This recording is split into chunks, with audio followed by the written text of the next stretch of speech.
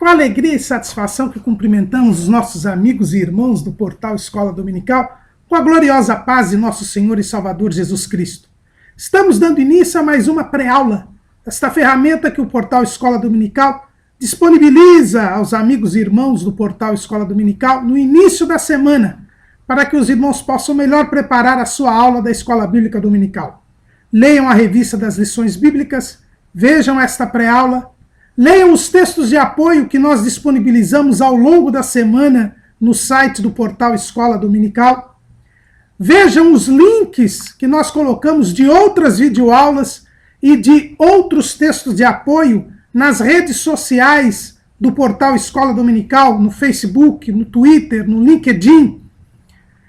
Se tiverem alguma dúvida, postem a sua pergunta na sala dos professores do site do portal Escola Dominical. E ao longo da semana estaremos respondendo a estas indagações. Ouçam as leituras diárias que são propostas na revista da lição bíblica, e nós temos um áudio de meditação em breves minutos a respeito de cada texto. E no sábado à noite, às 19 horas, hora de Brasília, o irmão está convidado a assistir à transmissão ao vivo da aula a ser ministrada no estudo dos professores e amigos da Escola Bíblica Dominical na Igreja Evangélica Assembleia de Deus, Ministério do Belém, na sede aqui em São Paulo. Mas não deixem de ir à Escola Bíblica Dominical. Tudo isso é a preparação para a Escola Bíblica Dominical, que é a igreja reunida, que ensina enquanto evangeliza e evangeliza enquanto ensina, como nos ensina o pastor Antônio Gilberto. Neste segundo trimestre de 2015, estamos estudando o tema Jesus, o Homem Perfeito, o Evangelho de Lucas, o Médico Amado. O comentarista desse trimestre é o pastor José Gonçalves, presidente das Assembleias de Deus em Água Branca, no estado do Piauí. E hoje estaremos estudando a lição de número 7, que tem como título Poder sobre as Doenças e Morte. Nós estamos estudando o Evangelho segundo Lucas, vendo alguns temas que são tratados pelo evangelista Lucas, pelo Médico Amado. E hoje nós vamos falar sobre o poder de Jesus sobre as doenças e morte, ou seja, os milagres de cura de enfermidades e de ressurreição de mortos que são narrados pelo evangelista Lucas. O que Lucas quer nos mostrar e o que ele nos mostra ao falar a respeito destes milagres de cura de enfermidades e de ressurreição de mortos. É importante, antes de adentrarmos a este tema no Evangelho segundo escreveu Lucas, lembrar que todos os evangelhos mostram que Jesus fez sinais, prodígios e maravilhas. Os evangelhos, como registro do ministério terreno de Jesus Cristo, tinham mesmo de apontar os sinais, prodígios e maravilhas que foram realizados por Jesus. Isto porque Jesus ele é apresentado pelos evangelhos como sendo, em primeiro lugar, a semente da mulher que havia sido prometida no jardim do Éden por Deus ao primeiro casal. Quando o primeiro casal caiu, pecou, o Senhor prometeu a redenção da humanidade.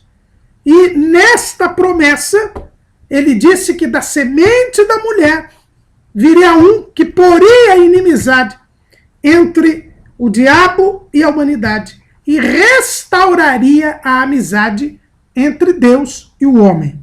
Ora, o que gerou a inimizade entre Deus e o homem foi o pecado. O pecado, ele causou divisão entre Deus e o homem. Criou uma inimizade entre Deus e o homem. E a semente da mulher, prometida lá em Gênesis 3:15, haveria de trazer a amizade novamente entre Deus e o homem. Iria trazer a reconciliação entre Deus e o homem. Isto é bem claro no Evangelho segundo Lucas, que como nós já vimos, e o próprio título do trimestre diz, que é a Jesus apresentado como o homem perfeito, como o último Adão, como aquele que restabelece, reconcilia o homem. Este foi sempre um ponto importante da pregação do apóstolo Paulo, e nós já sabemos que Lucas andava com Paulo, foi ensinado por Paulo, foi um discípulo de Paulo, e logicamente o Evangelho, segundo escreveu Lucas, ele reflete esta influência do apóstolo Paulo na vida espiritual de Lucas. E isto fica bem claro quando Paulo escreve lá em 2 aos Coríntios, capítulo 5, ele diz assim: e tudo isto provém de Deus, que nos reconciliou consigo mesmo por Jesus Cristo e nos deu um ministério da reconciliação. Isto é, Deus estava em Cristo reconciliando consigo o mundo, não lhes imputando os seus pecados, e pôs em nós a palavra da reconciliação. Então, 2 aos Coríntios 5, 18 e 19.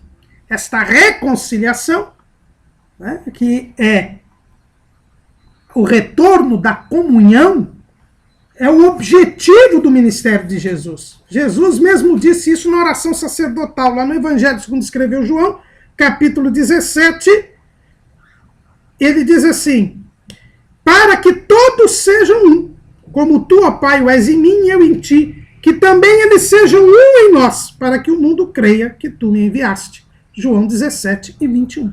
Então o propósito de Jesus foi restaurar a amizade entre Deus e o homem, restaurar a comunhão.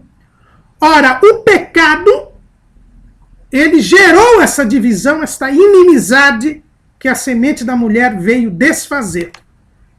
E o pecado trouxe como consequência as doenças e a morte.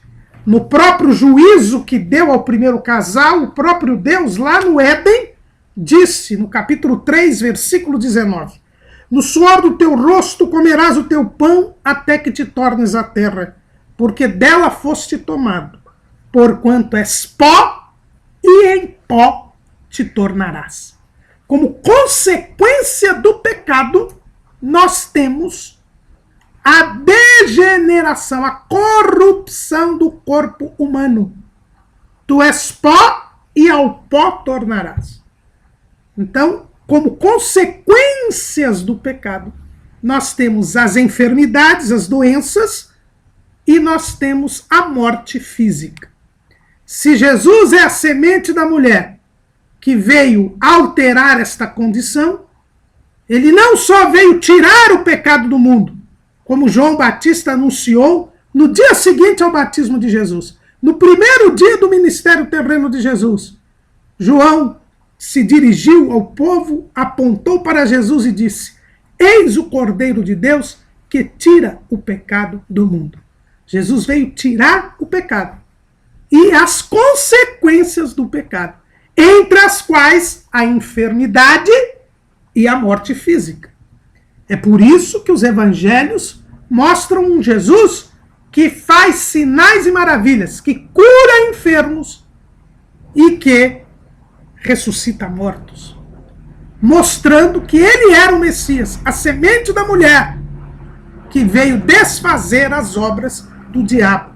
Aliás, o apóstolo João, na sua primeira carta, capítulo 3, versículo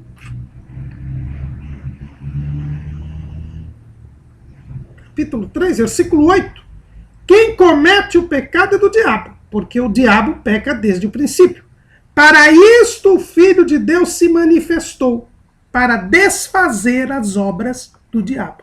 Jesus veio desfazer as obras do diabo, desfazer o pecado e as consequências do pecado. Por isso os evangelhos, ao mostrar que Jesus é o Filho de Deus, é o Salvador, ele mostra Jesus tirando o pecado do mundo, mas ele também mostra Jesus curando os enfermos, mostra Jesus ressuscitando os mortos, porque Jesus veio desfazer as obras do diabo. E a doença e a morte são consequências do pecado. Então, por isso, todos os evangelistas mostram Jesus curando enfermos e ressuscitando mortos, porque Jesus veio desfazer as obras do diabo. E esta é a prova de que Jesus é o Filho de Deus, de que Jesus é o Messias. É a semente da mulher.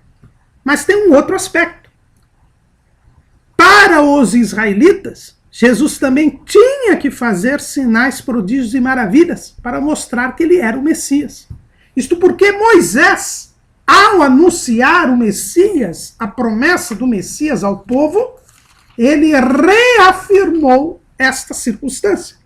É o que nós lemos lá em Deuteronômio, capítulo 18, no versículo 15. Num dos seus discursos de despedida do povo, assim se manifestou Moisés: o Senhor teu Deus te despertará um profeta do meio de ti, de teus irmãos, como eu. A ele ouvireis, conforme a tudo que pediste ao Senhor teu Deus em Horebe, no dia da congregação, dizendo: não ouvirei mais a voz do Senhor meu Deus, nem mais verei este grande fogo, para que não morra. Então o Senhor me disse: bem falaram naquilo que disseram.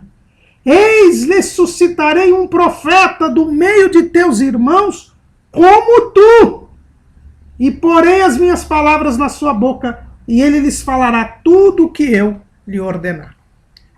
Moisés prometeu ao povo que Deus iria mandar um profeta como ele, como Moisés. Porque o povo não quis se aproximar de Deus. Moisés não pôde levar o povo ao cume do monte para que Deus escrevesse a lei nos corações deles. E por isso Deus iria levantar um outro profeta como Moisés. E como foi Moisés? Deuteronômio capítulo 34, versículo 10. E nunca mais se levantou em Israel profeta algum como Moisés, a quem o Senhor conhecera cara a cara, nem semelhante em todos os sinais e maravilhas que o Senhor o enviou para fazer na terra do Egito a Faraó e a todos os seus servos e a toda a sua terra, e em toda a mão forte e em todo o espanto grande que obrou Moisés aos olhos de todo Israel. Deus teria que levantar um profeta como Moisés. E Moisés fez sinais, Moisés fez maravilhas. E por isso, o Messias teria que ser um profeta que também fizesse sinais, também fizesse maravilhas. É por isso que os evangelhos narram os milagres de Jesus. É por isso que os evangelhos narram as curas de Jesus. É por isso que os evangelhos narram as ressurreições de mortos feitas por Jesus, para mostrar que Jesus é o Messias que havia sido prometido por Deus a Moisés, aquele que viria como Moisés, aquele que seria como Moisés. Então, por dois motivos, os evangelhos, eles registram os milagres e as curas de Jesus. Em primeiro lugar, para mostrar que ele é a semente da mulher, aquele que veio restabelecer a amizade entre Deus e o homem. E, portanto, não só tira o pecado, como as consequências do pecado. E aquele que é o profeta prometido por Moisés, que seria um profeta como Moisés, com sinais, prodígios e maravilhas. Lucas não foge a esta exigência. Ele mostra que Jesus é o homem perfeito, o homem sem pecado, o homem gerado por obra e graça do Espírito Santo, o último Adão, e que era o Messias esperado e prometido, a semente da mulher prometida, porque ele fez sinais e maravilhas, porque ele curou os enfermos. E o primeiro ponto que nós devemos aqui observar é que Jesus fez as curas de enfermidades e as ressurreições de mortos, que é o nosso tema hoje, porque na próxima lição nós vamos estudar sobre o poder de Jesus, sobre a natureza e os demônios, mas hoje nós vamos ficar só com a cura de enfermidades e a ressurreição de mortos. Jesus fez tudo o que fez porque a virtude do Espírito Santo estava sobre ele. E aí nós temos um ponto importante, irmãos. Os milagres, os sinais que Jesus fez, ele fez na qualidade de profeta. Ele era um profeta como Moisés, que fez sinais, prodígios e maravilhas. Portanto, Jesus, ele fez os milagres como homem. Jesus nunca usou seus atributos divinos no seu ministério terreno. Ele é Deus, nunca deixou de ser Deus. Mas os milagres, as curas que ele efetuou como homem cheio do Espírito Santo. É por isso que Jesus só começou a fazer milagres depois que foi ungido pelo Espírito Santo. Lucas deixa isso bem claro no seu evangelho, mas nós vamos citá-lo lá em Atos, quando ele registra as palavras que Pedro proferiu na casa de Cornélio. Lá em Atos 10:38, que está escrito: como Deus ungiu a Jesus de Nazaré com o Espírito Santo e com virtude, o qual andou fazendo bem e curando a todos os oprimidos do diabo, porque Deus era com ele. Os irmãos percebam que ele é chamado de Jesus de Nazaré, uma expressão que fala da sua humanidade, e ele é ungido, ele é o Cristo, o Messias. Ele foi ungido com o Espírito Santo e com virtude. E foi pelo Espírito Santo, como homem cheio do Espírito Santo, que ele fez bem e curou a todos os oprimidos do diabo, porque Deus era com ele. No próprio Evangelho, nós temos duas passagens que nos mostram bem este significado. Porque se Jesus usasse dos seus atributos divinos para curar enfermos, não teria valido. Ele não teria se despojado da sua glória. Mas ele se fez homem e, como homem, se deixou ungir pelo Espírito Santo. E cheio pelo Espírito Santo, ele efetuou sinais, prodígios e maravilhas. E por isso é que ele prova que ele é o Messias, o ungido, o Cristo. Messias, Cristo e ungido quer dizer a mesma coisa. Os sinais são relatados por Lucas e pelos demais evangelistas para provar a messianidade de Jesus, para provar que ele era o Cristo, que ele foi cheio pelo Espírito Santo. Lucas, ele deixa isto bem claro em duas passagens mais explícitas. Lá no capítulo 5, versículo 17. E aconteceu que num daqueles dias estava ensinando, e estavam ali assentados fariseus e doutores da lei, que tinham vindo de todas as aldeias da Galileia e da Judeia e de Jerusalém, e a virtude do Senhor estava com ele para curar. Veja bem, a virtude do Senhor estava com ele para curar. Ele curava pela virtude do Senhor, pelo Espírito Santo. A palavra virtude aqui é dunamis, a mesma palavra que é empregada em Atos 1:8.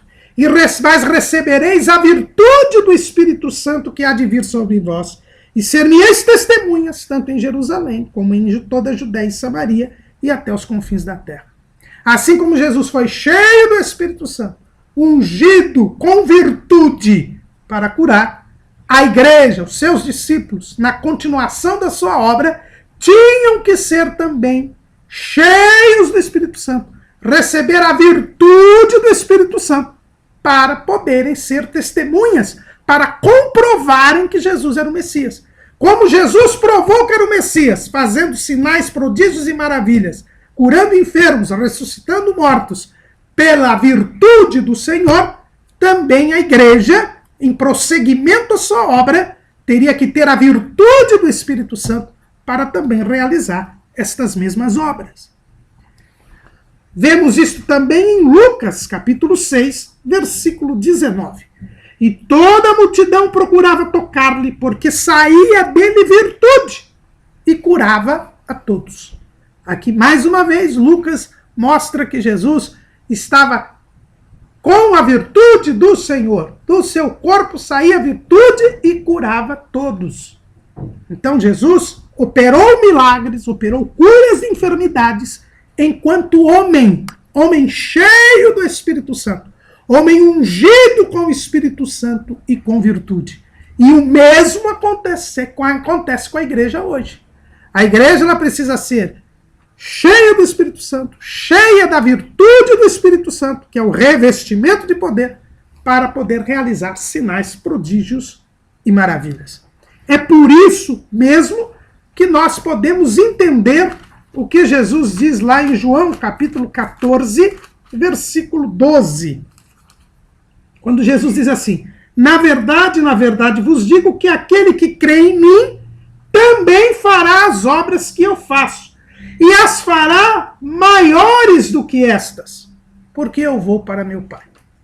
Como é que Jesus poderia agir como Deus, fazendo as suas obras, os sinais, prodígios e maravilhas, se os seus discípulos farão obras maiores do que as dele?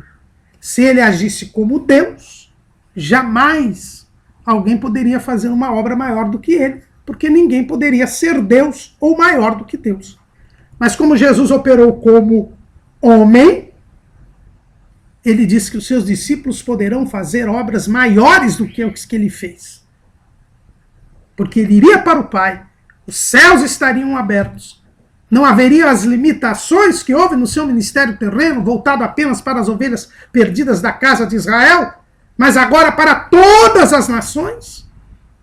E é o que nós temos visto em todos estes quase 2000 anos da dispensação da graça. O Senhor fazendo obras maiores do que as que fez no seu ministério terreno, por causa da quantidade, por causa até mesmo do número de milagres, de sinais, de prodígios e de maravilhas, porque ele foi para o Pai e agora ele tem todo o poder dos céus e na terra à disposição da igreja.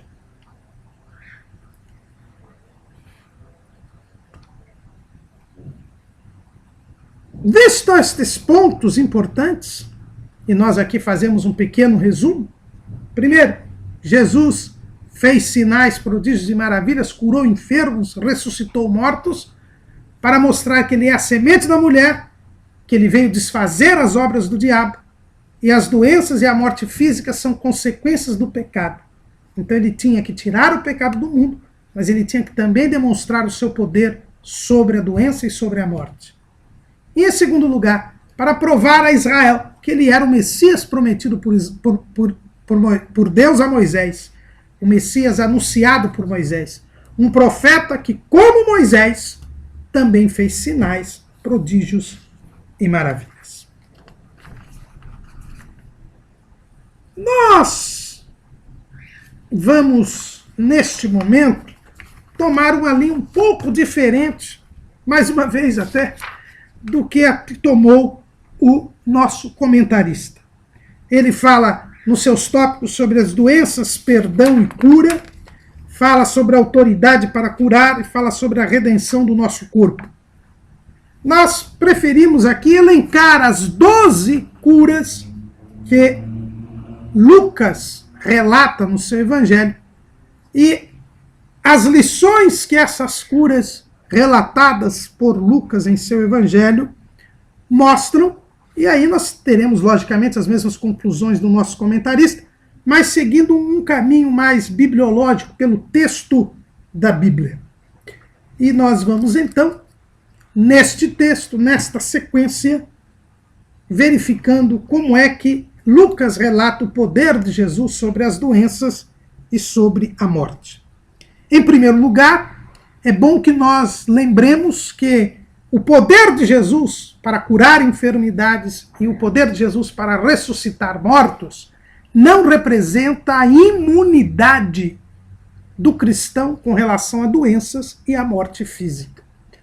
Todos os crentes que foram salvos por Jesus Cristo e todos aqueles que não estiverem vivos no dia do arrebatamento da igreja morrerão fisicamente.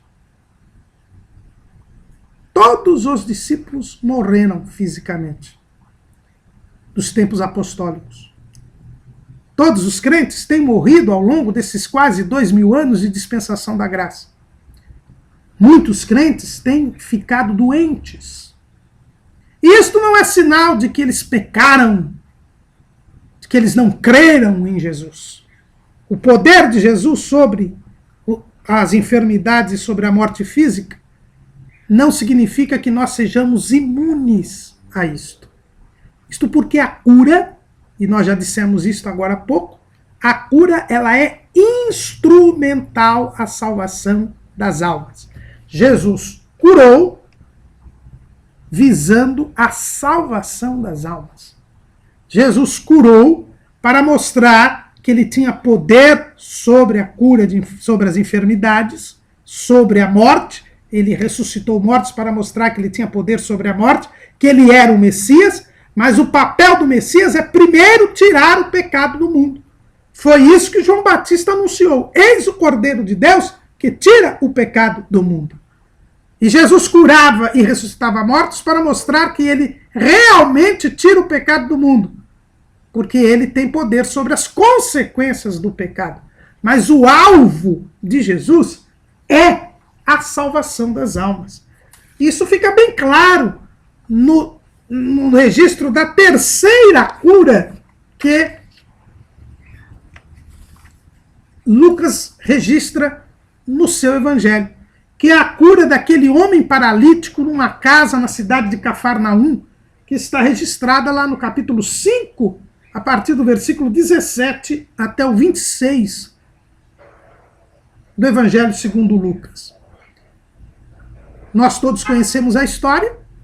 4 amigos levam um paralítico até a casa onde Jesus estava a ensinar fariseus e doutores da lei que tinham vindo da Galiléia, da Judéia e de Jerusalém.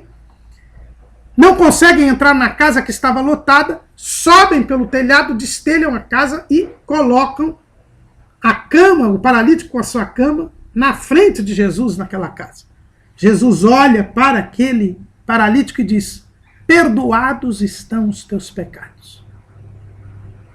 Todos ficam em suspense. Os fariseus, os doutores da lei, nada dizem, mas em seu coração começam a chamar Jesus de blasfemo, porque diz que só quem pode perdoar pecados é Deus. E Jesus, então, sabendo o que eles estavam arrazoando em seus corações, porque ele é Deus, ele não deixa de ser onisciente, ele então vira para o paralítico e diz assim: ó, para que saibam que o Filho do Homem tem poder na terra para perdoar pecados, a ti te digo, paralítico, levanta-te e anda. E o paralítico pegou, levantou, tomou a sua cama e saiu. Jesus mostrou ali que o alvo dele é o perdão dos pecados. Ele veio para que todos sejam um. Ele veio para tirar o pecado do mundo. E a cura, ela é instrumental à salvação.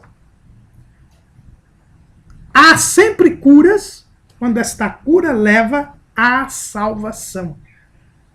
É por isso que existe uma frase que é várias vezes dita por Jesus em todos os evangelhos, e em Lucas também não é diferente, quando ele diz, por exemplo, em Lucas 7,50, quando ele diz para aquela mulher que ungiu seus pés, como nós vimos na lição anterior, e disse à mulher: a tua fé te salvou, vai-te em paz. Veja bem que aqui não houve nenhuma cura, a mulher tinha ingratidão por ter se arrependido dos seus pecados, entrado na casa de Simão leproso e ungido os pés de Jesus, e Jesus disse que ela tinha sido salva pela fé dela. Mas lá em Lucas 17, e no versículo 19, Jesus diz para o cego de Jericó, e disse-lhe: levanta-te e vai, a tua fé te salvou. Para aquele samaritano, o único dos 10 leprosos que voltou para agradecer a Jesus, nós vemos também esta realidade. Jesus ouviu os leprosos que de longe disseram: Senhor, tem misericórdia de nós. E Jesus disse: ide aos sacerdotes e apresentai-vos a ele. No caminho eles foram limpos, mas um deles, que era samaritano, voltou para agradecer. E Jesus estava no mesmo lugar. E o que Jesus disse para ele? E disse-lhe, levanta-te e vai, a tua fé te salvou. Lucas 17, 19. Jesus ficou no mesmo lugar, porque o objetivo, o alvo de Jesus, era a salvação da alma, a vivificação do espírito. E só daqueles 10, só este foi salvo. O objetivo de Jesus é a salvação da alma. Por isso que nós não temos imunidade com relação a doenças ou à morte física. A morte física e as doenças somente serão erradicadas totalmente no dia da glorificação, que é o último estágio da salvação. A salvação da alma, ela tem como último estágio a glorificação. Paulo fala disso lá em Romanos, capítulo 8, versículo 30. Paulo diz assim: e aos que predestinou, a estes também chamou. E aos que chamou, a estes também justificou. E aos que justificou, a estes também glorificou. Aqui nós temos alguns dos estágios do processo da salvação. Salvação possui vários atos. Ele fala da predestinação, que não é o sentido aqui, e não é o nosso assunto hoje, mas não é o sentido uma vez salvo, salvo para sempre. Deus destinou o homem que crer nele a ser salvo. Ele fala da chamada. É Deus quem nos chama, não somos nós que chamamos a Deus. A origem da salvação está em Deus. Ele fala da justificação, que é pela fé. Sendo, pois, justificados pela fé, temos paz com Deus, Romanos 5:1. E os justificados têm que aguardar a glorificação, que se dará no dia do arrebatamento da igreja. No dia do arrebatamento da igreja, os crentes que tiverem morrido ressuscitarão primeiro. Está lá escrito em 1 Tessalonicenses, capítulo 4. A morte física é um estágio temporário para o salvo em Cristo Jesus. Ele ressuscitará em corpo glorificado. Os que estiverem vivos nem passarão pela morte. Serão transformados também num corpo glorificado. E não haverá mais doença, porque todos estarão saudáveis. Nós vamos ver daqui a pouco que quando Jesus ressuscitava, ele ressuscitava e curava a enfermidade. A pessoa ressuscitava sadia. E agora nós ressuscitaremos em corpo glorificado para nunca mais ter enfermidade. Então, a salvação de Jesus, ela se completará no dia da glorificação. E neste dia, a salvação será para sempre garantida. Não haverá mais doenças, nem haverá mais morte. Por isso que Paulo diz que o último inimigo a ser vencido é a morte. Lá em 1 Coríntios, capítulo 15, Paulo diz assim: e quando isto que é corruptível se revestir da incorruptibilidade, isto que é mortal se revestir da imortalidade, então cumprir-se-á a palavra que está escrita: tragada foi a morte na vitória. Não há, portanto, imunidade com relação a doenças ou à morte física, enquanto nós não formos glorificados. Mas Jesus mostra o seu poder sobre as enfermidades e sobre a morte física. Ele cura enfermidades e ressuscita mortos, para provar que ele veio tirar o pecado do mundo. Confirmar que ele veio tirar o pecado do mundo. Mas isto não significa que sejamos imunes a doenças. O crente pode ser fiel, o crente pode estar em comunhão com Deus e mesmo assim ficar doente. Porque esta doença terá um propósito na sua salvação. Esta doença terá um propósito no seu ministério. Paulo tinha um espinho na carne. E se entende que seja uma enfermidade física. E quando ele pediu para que Deus tirasse esta enfermidade, Jesus disse: a minha graça te basta. E ele mesmo disse que esta enfermidade que ele tinha era para que ele não se exaltasse, não se ensoberbecesse. Era para que ele não perdesse a salvação. A cura é um instrumento para a salvação. Jesus cura quando isto contribui para a salvação, quando isto contribui para o crescimento espiritual.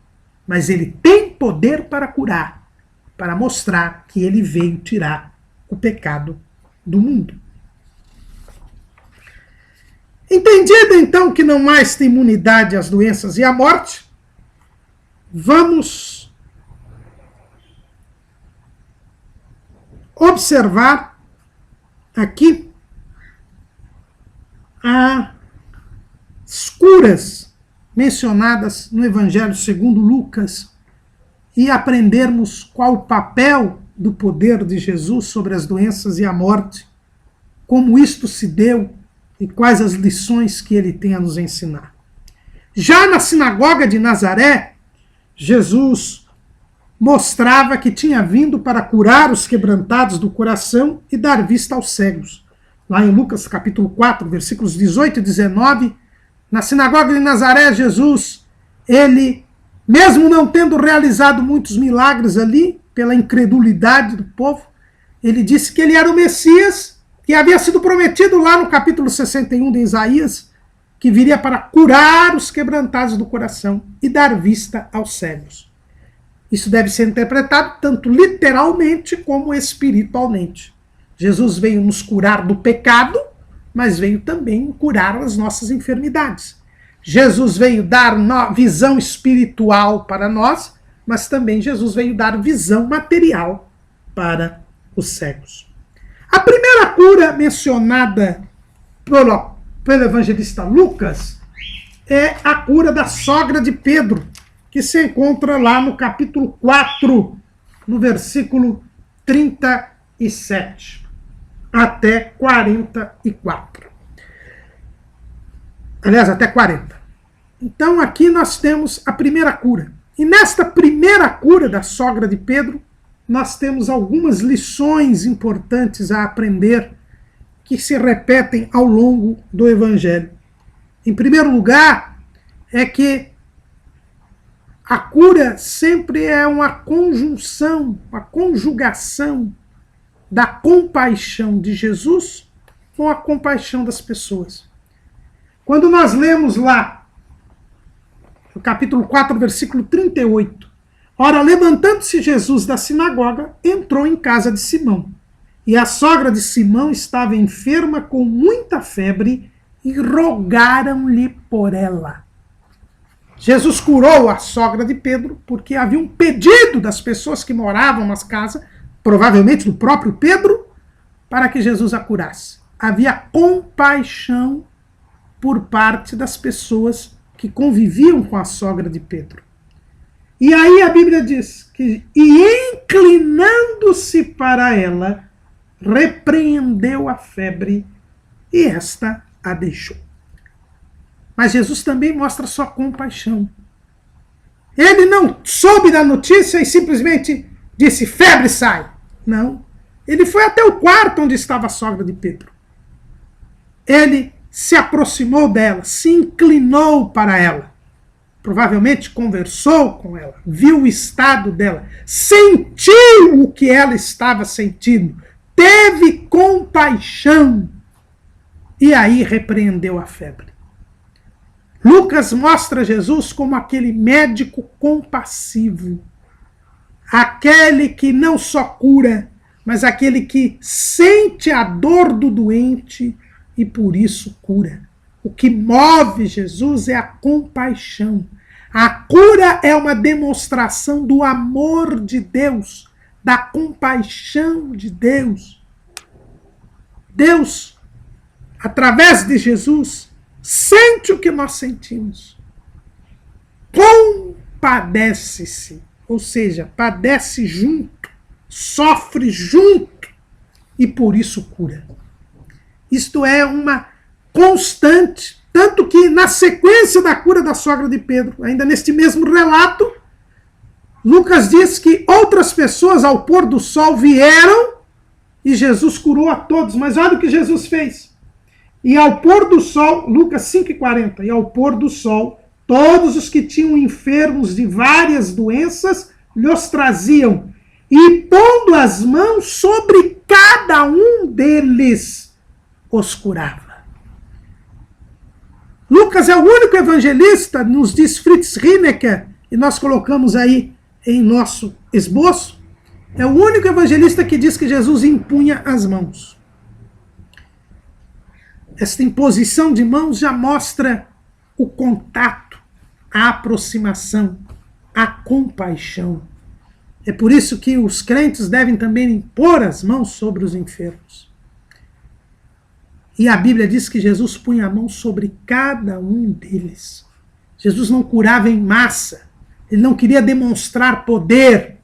A cura era para demonstrar amor, cuidado, carinho. É isto que a igreja deve fazer. A igreja deve pedir a virtude do Senhor para curar, mas deve fazê-lo com compaixão, com amor, como demonstração de amor e não como demonstração de poder ou de superioridade ou de espiritualidade.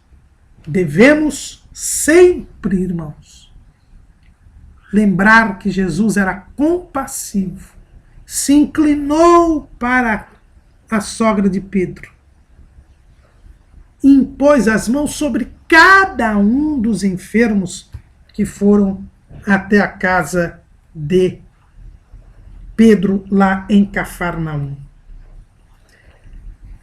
Eu vou até aqui mencionar, eu disse aqui que Fritz Rienecker, ele fala sobre isto, e vamos aqui mencioná-lo.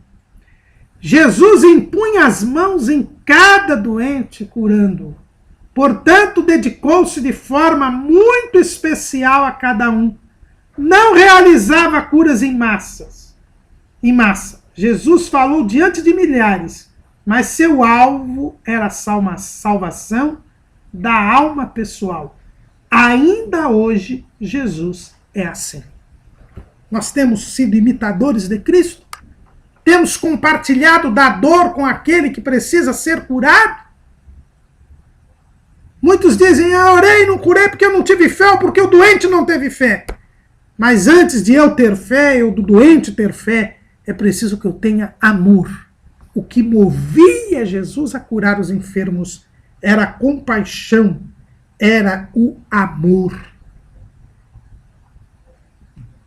Na cura do paralítico, que é a terceira cura, como eu já disse, mencionada por Lucas no seu evangelho, a Bíblia diz que Jesus, vendo a fé deles, dos amigos que por compaixão levaram o paralítico lá, demonstraram grande compaixão por aquele paralítico, não medindo esforços para colocá-lo diante de Jesus, Jesus perdoou os pecados daquele homem.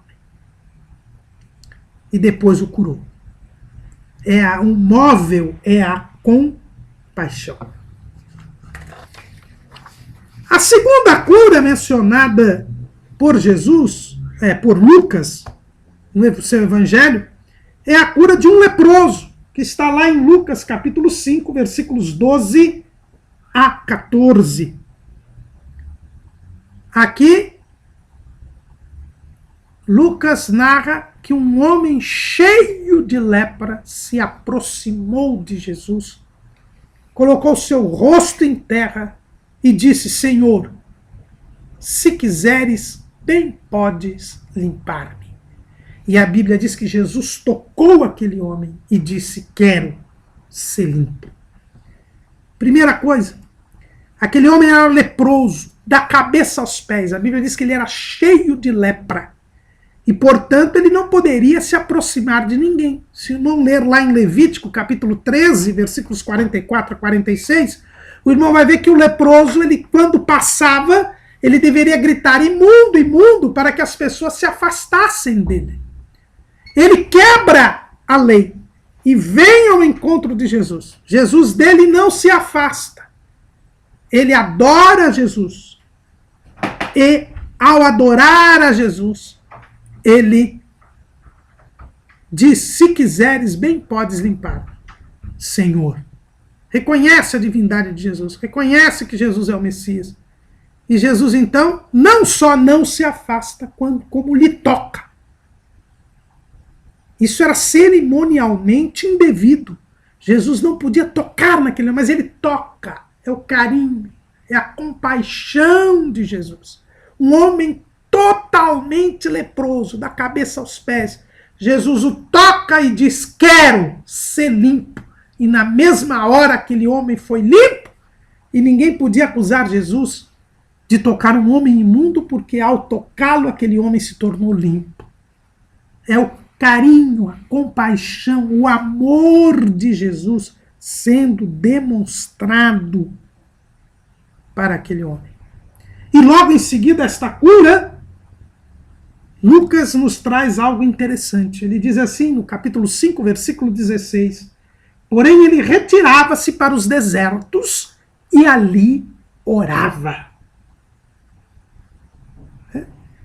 E no versículo 15 diz: porém sua fama se propagava ainda mais e ajuntava-se muita gente para ouvir e para ser por ele curada das suas enfermidades. E Jesus mostra aqui que o caminho para ter a virtude do Senhor para curar é a oração. Jesus orava. Por isso que nós dissemos, como homem, ele tinha a virtude do Senhor para curar. E ele vivia numa vida de oração. A oração é necessária para que nós tenhamos a virtude do Senhor para curar. Veja bem que depois que Lucas diz que Jesus orava, o versículo seguinte diz: e a virtude do Senhor estava com ele para curar. Porque hoje há muito pouca cura em muitas igrejas. Porque há falta de oração. Se nós orarmos, o Senhor nos usará para curar. Pedro e João receberam um dom espiritual de curar, mas eles estavam indo para orar. Era a hora da oração. Eles subiam ao templo para oração. Eles eram homens de oração. Por isso foram usados com Deus, com virtude, para curar. Nós precisamos ter uma vida de oração. Tendo uma vida de oração, nós teremos o poder de Deus para curar os enfermos. E eu não estou falando aqui do dom espiritual de cura, que o Espírito Santo dá a alguns, mas eu estou falando do sinal da cura, porque a Bíblia diz que estes sinais seguirão aos que creem. Todo crente tem que ter este sinal, de impor as mãos sobre os enfermos e o curar. E se isto não tem acontecido, é porque tem faltado oração, tem faltado fé. Porque a Bíblia diz que a oração de um justo pode muito em seus efeitos. E a oração da fé salvará o doente. A terceira cura mencionada é a que nós já falamos aqui, a cura do paralítico, que está lá em Lucas, capítulo 5, versículos 17 até 26. E aqui, como nós já falamos, fica claro que a cura é instrumental à salvação. A quarta cura, mencionada por Lucas, encontra-se no capítulo 6, versículos 6 a 11. É a cura de um homem que tinha a mão direita mirrada, que ocorreu numa sinagoga num dia de sábado. Aqui, Jesus, quando entra na sinagoga e está aquele homem, os fariseus já ficaram esperando que Jesus curasse aquele homem, para terem do que o acusar, para acusarem que ele não guardava a lei, que ele não guardava o sábado. A reação dos fariseus é interessante, irmãos. Aqueles homens, ao verem aquele homem da mão mirrada na sinagoga, será que eles mesmos o colocaram lá? Ou ele veio por livre e espontânea vontade à sinagoga? A verdade é que de onde veio a certeza dos fariseus que Jesus iria curar aquele homem? Porque já era público e notório que Jesus tinha compaixão pelos doentes, pelos enfermos, que Jesus não resistia ao sofrimento do próximo. Eles deram como certo que Jesus iria curar aquele homem, mesmo sendo num dia de sábado, mesmo sendo na sinagoga, porque Jesus já tinha dado testemunho de que o seu comportamento é de compaixão com os doentes. Será que as pessoas têm esta mesma visão de nós? Será que nós temos a mesma compaixão com aqueles que sofrem? Ou somos indiferentes ao sofrimento? Nós estamos do lado de Jesus, que se incomoda com o sofrimento dos doentes? Ou do lado dos fariseus, que não estão nem aí com a doença, querem apenas acusar Jesus? Eu tenho dito algumas vezes que quando lemos o Evangelho, muitas vezes pedimos perdão a Deus, porque muitas vezes nós vemos que estamos do lado dos fariseus e não do lado de Jesus. E são lados opostos. Os fariseus queriam acusar Jesus.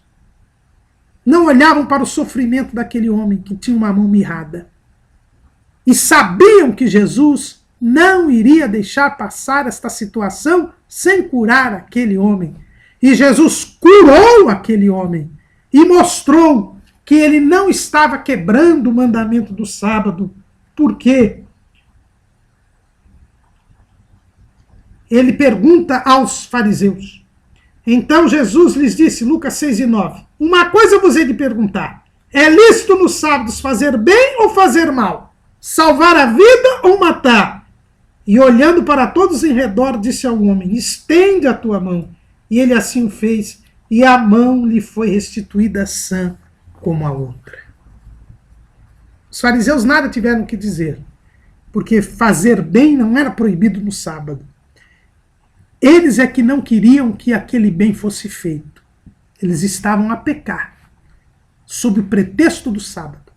E Jesus mostra que a cura de enfermidades é uma demonstração de que ele havia suplantado a lei, de que a lei havia se extinguido, que agora viria a graça e a verdade. Como diz João, a lei veio por Moisés. Vamos ler lá em João capítulo 1, versículo 17. Porque a lei foi dada por Moisés, a graça e a verdade vieram por Jesus Cristo. Ao curar aquele homem da mão mirrada, Jesus se colocou acima da lei, não porque a tenha quebrado, mas porque a aprofundou e mostrou que Deus quer que nós façamos o bem.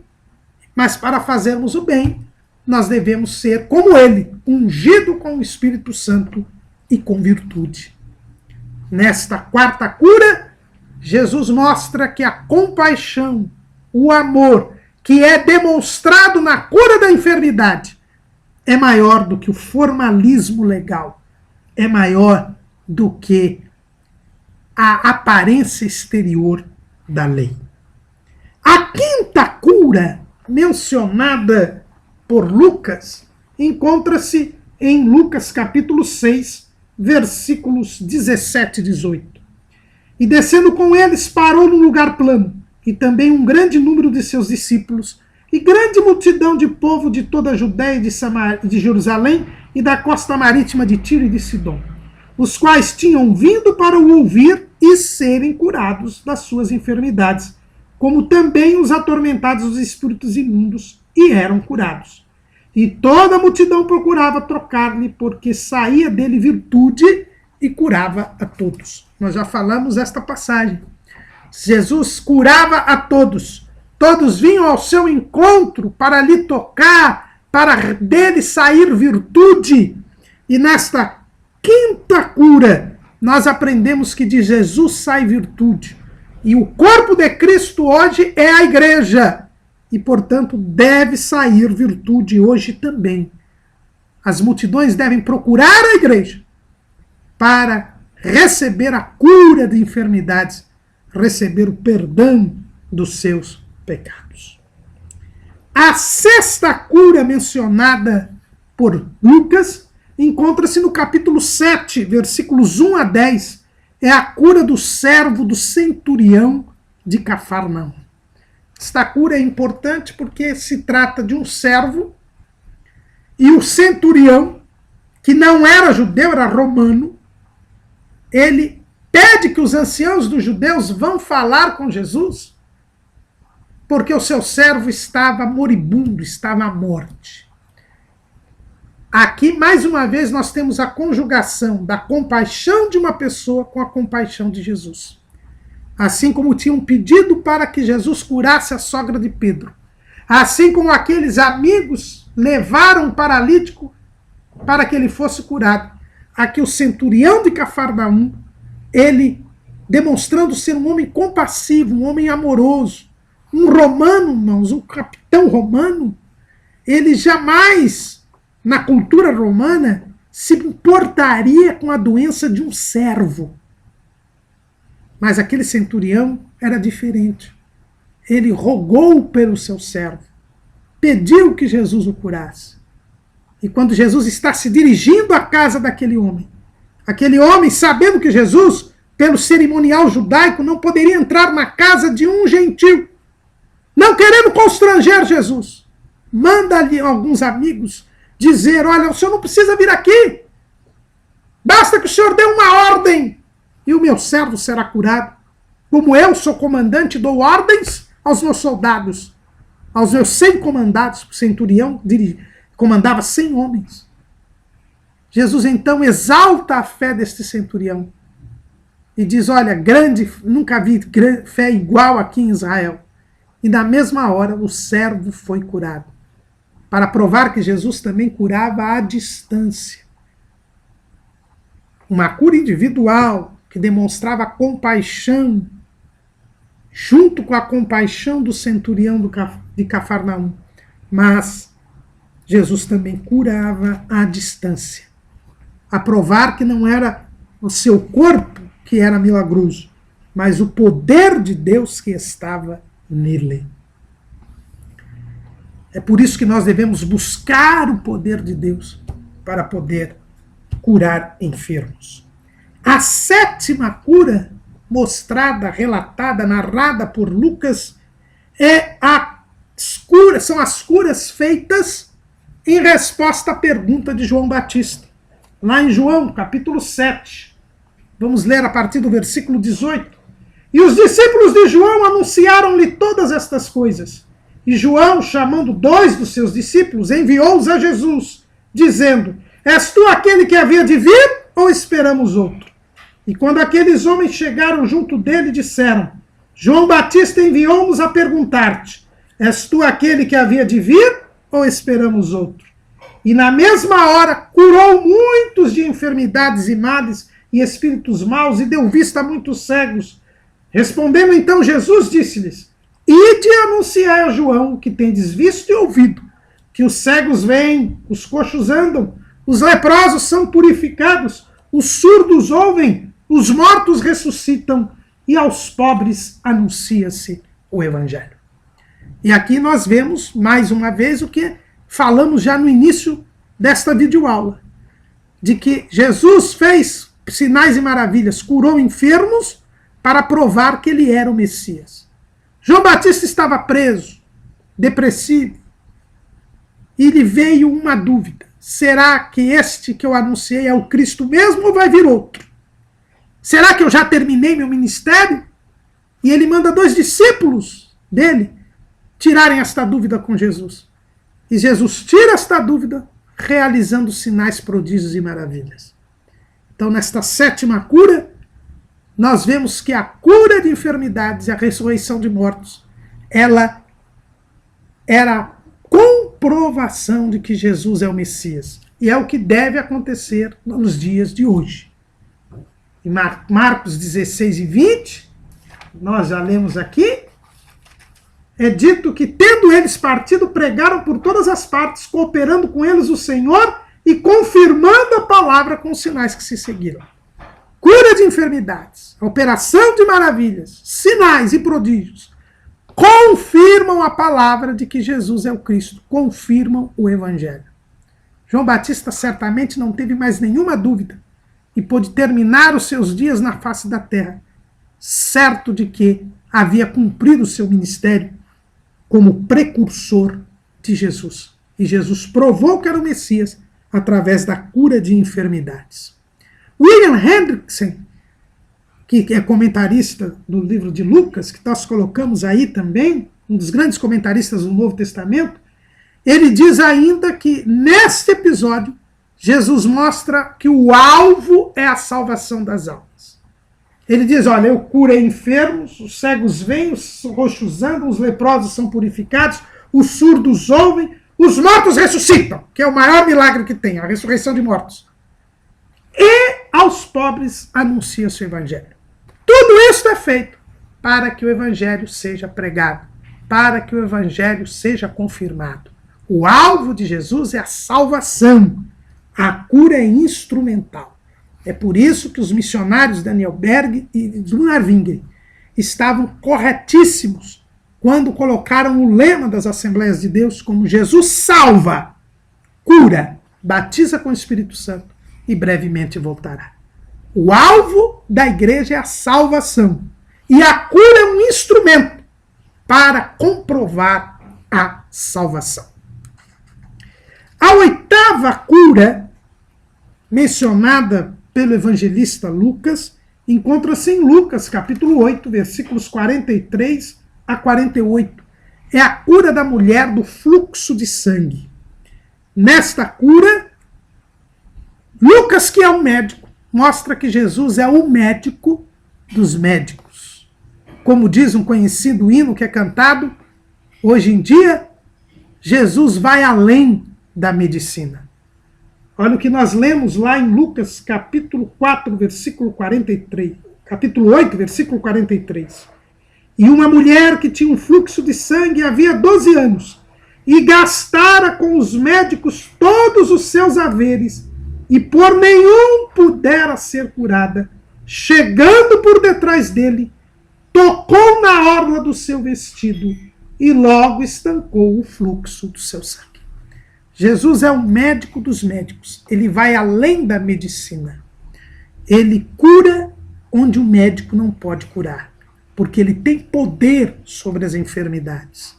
O médico tem o conhecimento humano para debelar a enfermidade de forma natural, mas Jesus o faz de forma sobrenatural, porque ele venceu o pecado e a morte. Ele venceu as doenças que eram consequência do pecado. Lucas, sendo médico, faz questão de mostrar que esta mulher havia gastado todos os seus bens procurando a cura nos médicos. Mas ao tocar na orla do vestido de Jesus, ela foi curada. E nesta cura, Jesus mais uma vez mostra o seu cuidado, a sua compaixão. Ele pergunta: quem me tocou? Ele faz com que aquela mulher se revelasse como tendo tocado a Jesus. E seria muito politicamente correto que Jesus nada falasse, porque aquela mulher era imunda pela lei. Pelo fluxo de sangue, ela era imunda. Lá no livro de Números, é dito que quem tivesse um fluxo de sangue intermitente, uma mulher que tivesse um fluxo de sangue sem parar, ela era imunda. Ela tinha que viver separada dos outros, assim como o leproso. E ela tocou Jesus. Jesus poderia ter ficado calado. Eu fui tocado por uma pessoa imunda. Não. Jesus fez com que aquela mulher se revelasse. Porque o objetivo de Jesus não era curar a enfermidade daquela mulher, era salvá-la. No final do seu relato, quando ela admite que foi ela que tocou em Jesus e dele saiu virtude, Jesus diz: a tua fé te salvou. Mais uma vez, vemos que Jesus é o médico dos médicos. Ele vai além da medicina, mas com o propósito único e exclusivo de salvar o homem. Na nona cura mencionada por Lucas, que é a cura de um hidrópico, que está no capítulo 14 de Lucas, versículos 1 a 6, nós vemos mais uma vez Jesus sendo confrontado pelos fariseus. Ele estava na casa de um dos principais dos fariseus e havia ali um hidrópico, um doente, provavelmente colocado ali pelos próprios fariseus. E era também um dia de sábado. E Jesus, sabendo a astúcia daqueles homens, faz como fez com aquele homem da mão mirrada na sinagoga. Jesus, tomando a palavra, falou aos doutores da lei e aos fariseus, dizendo: é lícito curar no sábado? Eles, porém, calaram-se. E tomando-o, o curou e o despediu. E disse-lhes: qual será de vós o que, caindo-lhe num poço em dia de sábado, o jumento ou o boi o não tire logo? E nada lhe podiam replicar sobre isso. Jesus, mais uma vez, confronta a hipocrisia dos fariseus e dos doutores da lei, mostrando que a cura de enfermidades é uma demonstração de amor que está acima da guarda do sábado. Porque não é proibido pela lei fazer bem a alguém no dia de sábado. E nós devemos fazer bem àqueles que necessitam. Nós que estamos no descanso, que é Cristo, devemos levar, nos compadecer do sofrimento do próximo e levar-lhes a cura das enfermidades. A 10ª cura, mencionada por Lucas, encontra-se em Lucas capítulo 17, versículos 11 a 19. É a cura dos 10 leprosos. Estes não chegaram perto de Jesus. Cumpriram o cerimonial da lei. De longe, clamaram a Jesus: Jesus, mestre, tem misericórdia de nós. E ele, vendo-os, disse-lhes: ide e mostrai-vos aos sacerdotes. E aconteceu que, indo eles, ficaram limpos. Jesus parou e ouviu aquele clamor. Sentiu compaixão por aquelas vidas e resolveu curá-los. Mandou que eles fossem até o sacerdote. E eles creram e foram, porque o leproso só deveria ir até onde estava o sacerdote quando ele ficasse limpo. Eles não estavam limpos, mas foram. No caminho eles foram limpos. E aí então, só um deles, que era samaritano, que não tinha compromisso com a lei de Moisés, ele retorna. E Jesus estava no mesmo lugar. E ali Jesus deu aquilo que ele queria dar àqueles homens. Ele não queria dar apenas a cura das enfermidades, mas a salvação da alma. Só aquele leproso, ex-leproso, o samaritano, foi salvo. Os outros foram limpos da lepra, mas não alcançaram a salvação. O alvo de Jesus é a salvação, mas ele cura por amor, por misericórdia. Eles falaram: tem misericórdia de mim. É por isso que muitas pessoas são curadas por Deus e não são salvas. Porque Deus, na sua misericórdia, ele cura para provar que ele salva. Mas muitas pessoas se contentam com a cura física e não alcançam a salvação da alma. A 10ª cura, então, é essa dos 10 leprosos. A 11ª cura mencionada por Jesus é a cura do cego de Jericó, que está nesse mesmo capítulo 17, versículos... Aliás, que está, desculpe, no capítulo 18, versículos 35 a 43. Todos nós conhecemos a história. Jesus vai a Jericó, que é uma cidade amaldiçoada, por isso Jesus foi apenas uma vez em seu ministério a Jericó, mas deu a oportunidade em Jericó.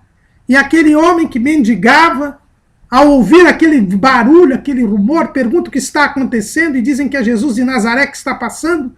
E ele então larga a capa e corre gritando: Jesus, filho de Davi, tem misericórdia de mim. Ele reconhecia Jesus como Messias, porque essa expressão filho de Davi prova que ele é o Messias. Aquele cego reconheceu que Jesus era o Messias. E Jesus provou a ele que era o Messias, curando a sua enfermidade. Agora, nesta 11ª cura, nós vemos algo interessante. Na cura da sogra de Pedro, nós vimos que havia compaixão das pessoas e de Jesus. Na cura do paralítico, havia a compaixão dos amigos do paralítico e a compaixão de Jesus. Mas aqui, na cura do cego de Jericó, só havia compaixão de Jesus. A multidão mandou que aquele cego se calasse, que não importunasse o mestre. Mas ele começou a clamar ainda mais alto.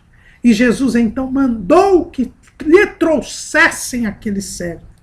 E perguntou para ele: que queres que te faça? E ele disse: Senhor, que eu veja. E então Jesus disse: então vê, a tua fé te salvou.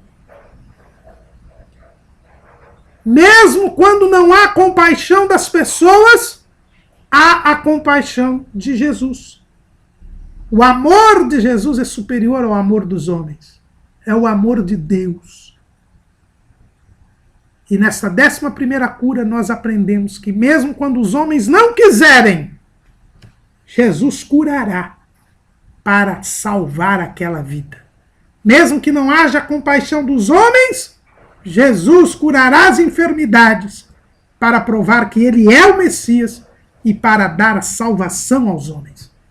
Por isso, quando a igreja se fecha em si mesma, quando a igreja não ora, quando a igreja é indiferente aos que sofrem enfermidades, mesmo num país que tem um SUS, era para a igreja estar ali naquelas filas dos hospitais, dos postos de saúde, levando o médico dos médicos, a cura de enfermidades, tendo compaixão por estes que sofrem.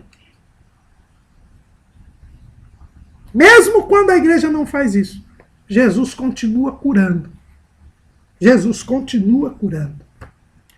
Hoje, irmãos, nós estamos muitas vezes como os fariseus e os doutores da lei que queriam acusar Jesus de alguma coisa.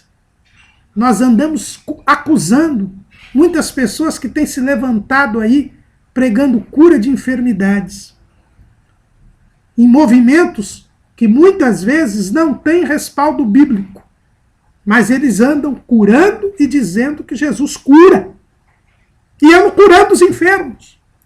E nós estamos acusando-os das suas heresias, acusando-os dos seus comportamentos antiéticos, acusando-os dos seus desvios doutrinários. E eu não estou dizendo aqui que lá não há desvios doutrinários, não estou dizendo que não há heresias, não estou dizendo que há coisas sem base bíblica, mas a verdade é que Jesus cura. Quem clama como o cego de Jericó é curado. Não importa quem impôs as mãos, quem orou, porque Jesus não depende de quem impôs as mãos ou de quem orou para curar. Ele tem compaixão. E nessa 11ª cura, ele mostra isto. A multidão queria que aquele homem se calasse, mas aquele homem reconheceu Jesus como Messias. E Jesus o atendeu. A multidão não queria que Jesus o ouvisse. A multidão não queria que o cego de Jericó falasse. Mas Jesus ouviu o clamor daquele homem. Chamou e o levaram à sua presença. E ele não só o curou, como o salvou. Aprendamos isto. Não sejamos como a multidão. Não sejamos como os fariseus. Ao invés de acusar, busquemos o poder de Deus e imponhamos as mãos sobre os enfermos para que eles sejam curados. A 12ª e última cura que Lucas relata, narra no seu evangelho, é a cura da orelha direita do servo do sumo sacerdote, que está lá em Lucas capítulo 22, versículos 50 e 51. E um deles feriu o servo do sumo sacerdote e cortou-lhe a orelha direita. E respondendo Jesus disse, deixai-os, basta. E tocando-lhe a orelha, o curou. Nesta 12ª cura, Jesus mostra que a cura tem que ser realizada para se cumprir a vontade de Deus. Lucas não diz quem cortou a orelha. Outro evangelista diz que foi Pedro. João diz que foi Pedro. João dá o nome não só de quem cortou a orelha, de quem teve a orelha cortada. Era Malco. Lucas não menciona os nomes. Mas, naquele ato de reação à prisão, o objetivo era cortar a cabeça do servo do sumo sacerdote. É que ele fez assim, então só ficou a orelha. E a Bíblia diz que Jesus disse para o discípulo, basta! E tocou na orelha, olha o toque de Jesus novamente, do servo do sumo sacerdote, que liderava aqueles soldados que eram levados para prender Jesus. Por isso que Pedro atacou o servo do sumo sacerdote. Era ele que comandava aquela turba. Mas Jesus curou para fazer a vontade de Deus. A vontade de Deus é que ele fosse preso, era que ele sofresse, era que ele morresse por nós. Esta era a vontade de Deus. E ele sabia disso, pois tinha acabado de orar 3 vezes, pedindo ao Pai que passasse dele o cálice. E o cálice não foi passado. E por isso Jesus curou aquele servo do sumo sacerdote para realizar a vontade de Deus. A cura sempre ocorrerá quando for a vontade de Deus. A cura não é um bem em si mesma. A cura, ela vem para realizar a vontade de Deus. E Jesus curou a orelha do servo do sumo sacerdote, que era o seu inimigo, para que a vontade de Deus se cumprisse, para que ele fosse preso, condenado e morto por nós. Mas tem um outro ponto. Jesus curou a orelha do servo do sumo sacerdote para que Pedro não fosse processado, para que Pedro não fosse preso, para que Pedro não fosse considerado um criminoso. O plano de Deus para Pedro era outro. Não era que ele fosse um justiceiro, mas que ele fosse um apóstolo, que ele abrisse a porta da salvação aos judeus no dia de Pentecostes e aos gentios na casa de Cornélio. O plano de Deus para Pedro era outro. Pedro ainda não era convertido, mas Jesus curou a orelha direita do servo do sumo sacerdote para que o plano de Deus pudesse se cumprir na vida de Pedro, para poupar Pedro da prisão, para impedir que os seus discípulos fossem considerados com justiça criminosos ou desobedientes à lei. Eles seriam acusados, mas injustamente. Jesus muitas vezes cura para poupar a salvação de um servo seu, para que a vontade de Deus se cumpra na vida de alguém. A cura é um instrumento para a realização da vontade de Deus. Se a vontade de Deus vai se fazer e não é prejudicada em ser feita, sem que haja cura, a cura não será feita. Mas a cura é feita quando Deus quer realizar a sua vontade, quando é necessário para que alguém faça a vontade de Deus. Além destas 12 curas, Lucas também nos registra 2 ressurreições. E o poder, e a nossa lição é poder sobre as doenças e morte. Então Lucas também registra 2 ressurreições. Estas ressurreições mostram que Jesus é superior a Moisés. Moisés não ressuscitou ninguém. Por não haver nenhuma ressurreição de mortos no Pentateuco, é que os saduceus não criam na ressurreição. Porque eles criam apenas no Pentateuco. E no Pentateuco não há nenhum registro de ressurreição.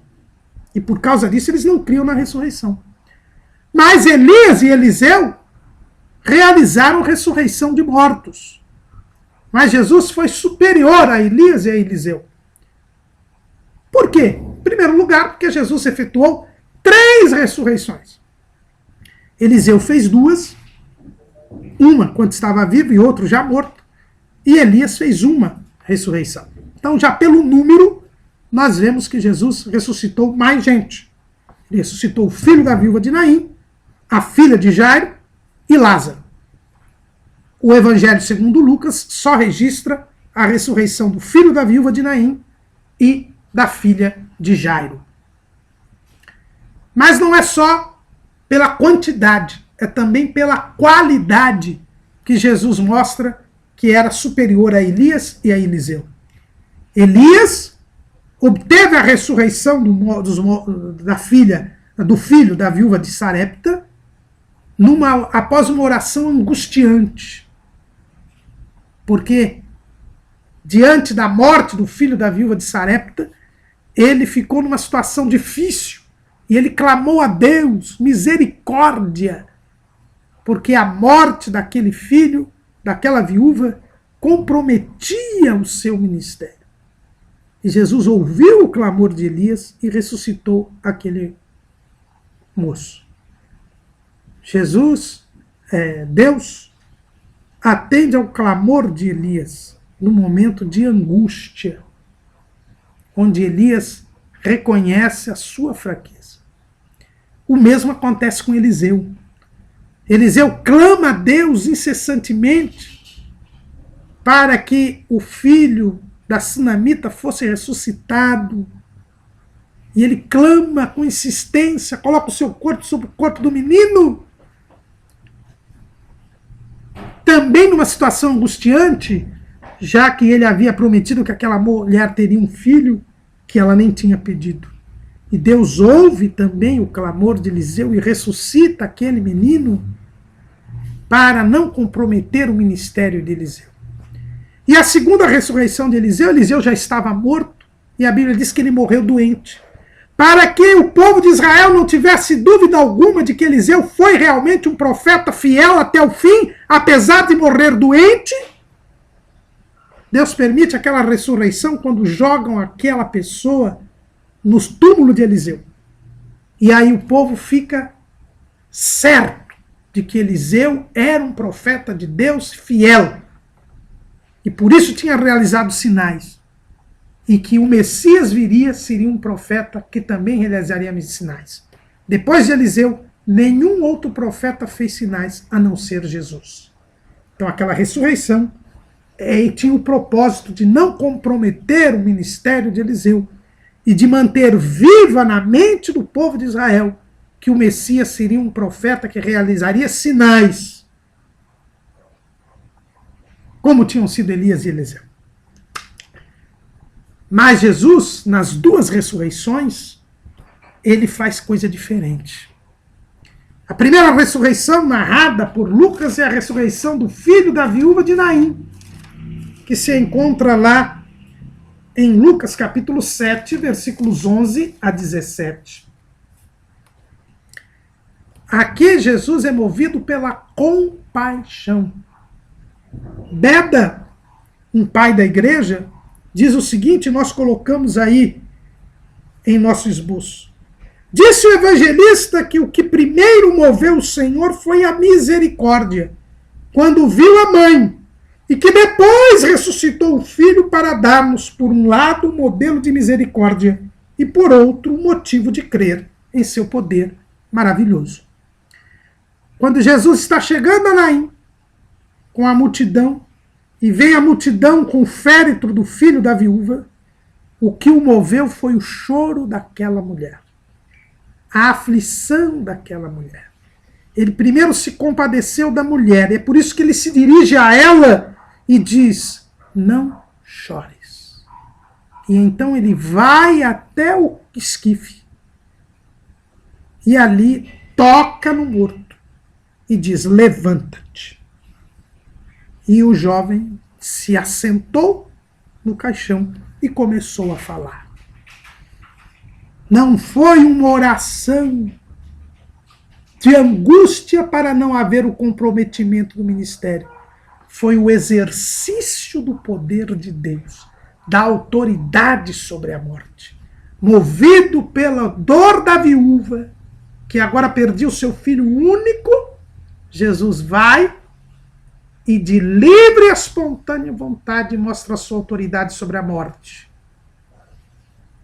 É uma ressurreição diferente, que demonstra uma qualidade diferente, uma superioridade. E com a filha de Jairo não foi diferente, que é a segunda ressurreição narrada por Jesus, lá em Lucas, capítulo 8, versículos 49 a 56. Aqui também nós vemos que Jairo, o principal da sinagoga, veio falar com Jesus, dizendo que a sua filha estava à morte, e pediu que Jesus a fosse curar. No meio do caminho, vem alguém e diz, olha, não incomodes mais o mestre, porque a sua filha já morreu. Não tem mais jeito. E aí Jesus vira para Jairo e diz, não temas, crê somente.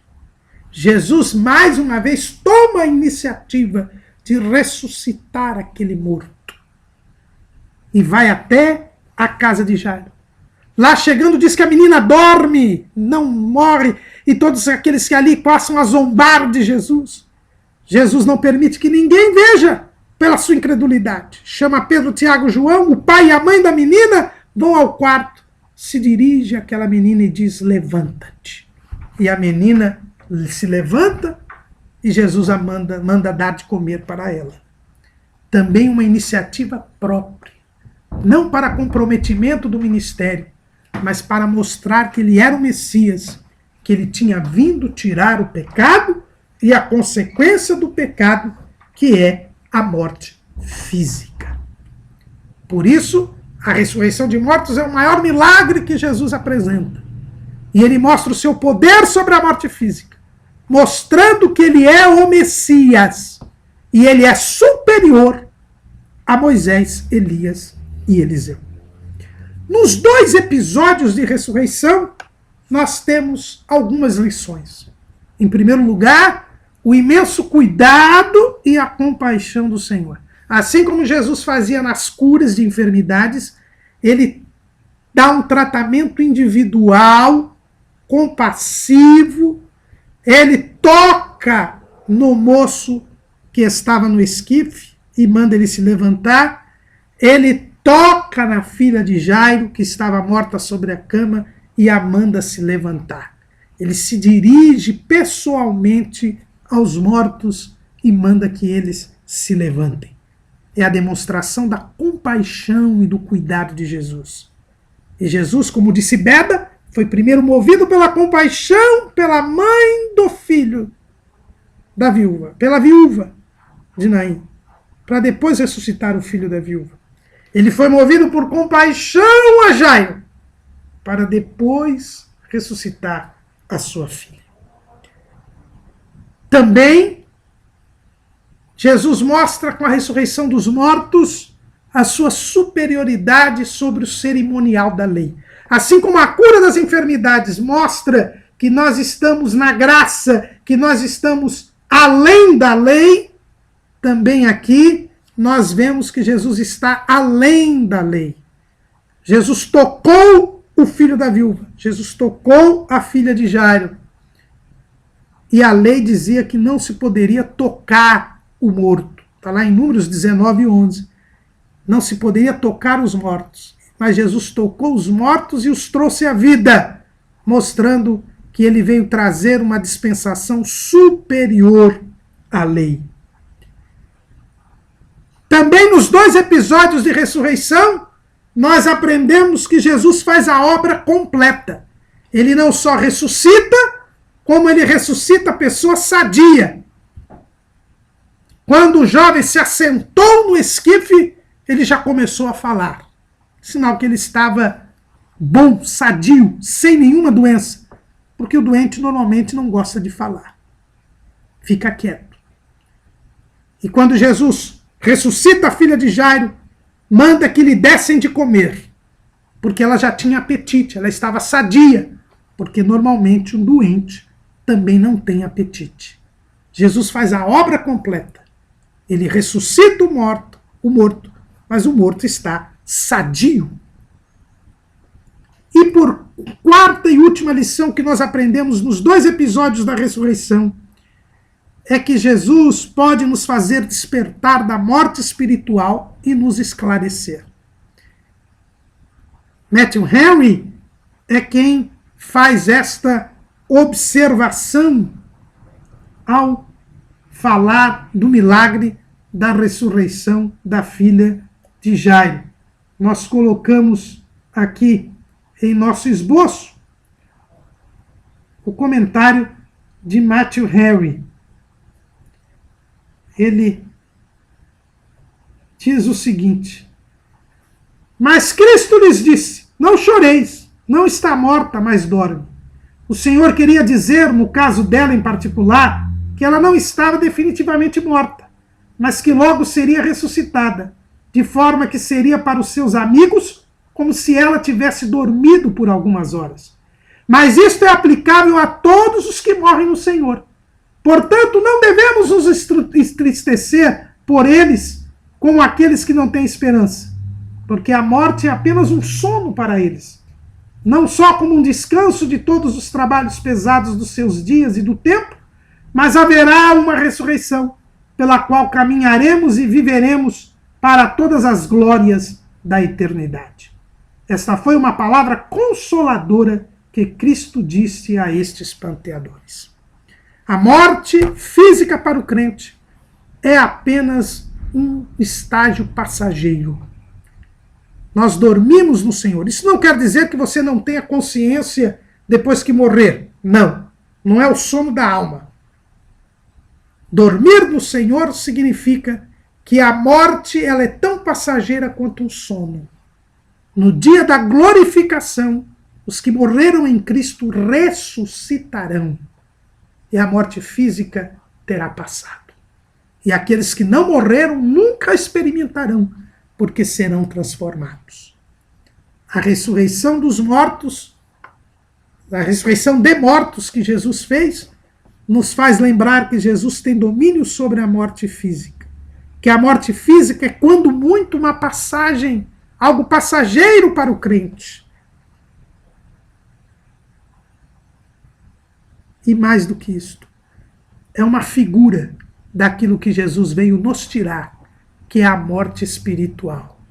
É por isso que o apóstolo Paulo, lá na carta aos Efésios, no capítulo 5, e no versículo 14, ele diz assim: pelo que diz, desperta tu que dormes, e levanta-te dentre os mortos, e Cristo te esclarecerá.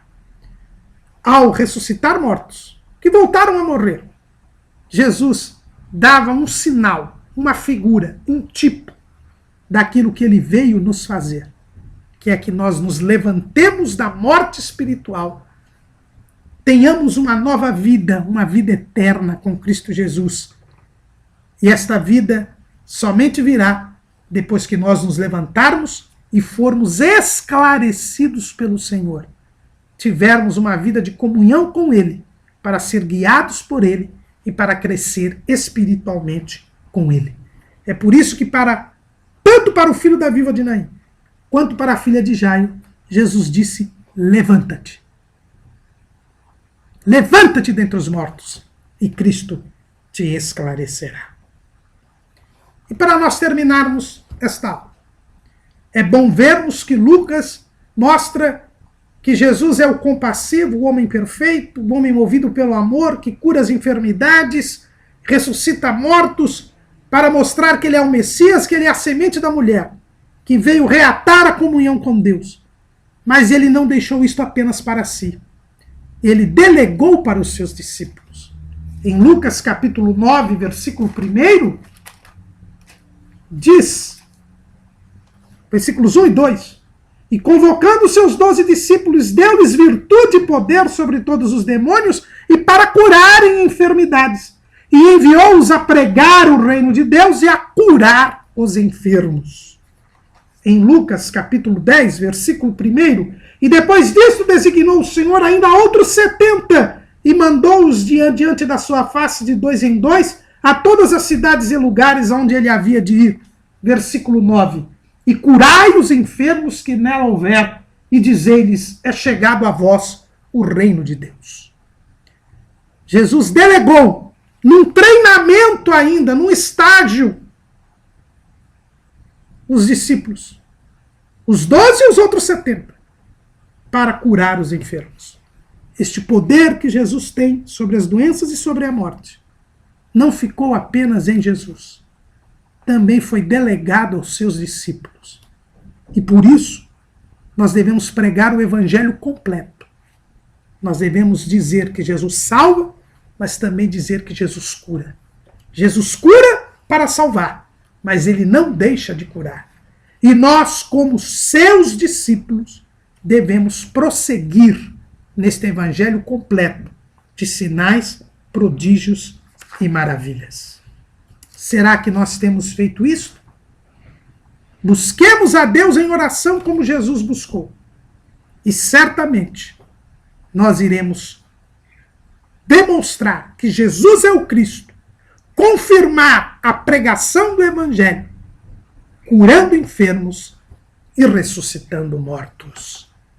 Amém.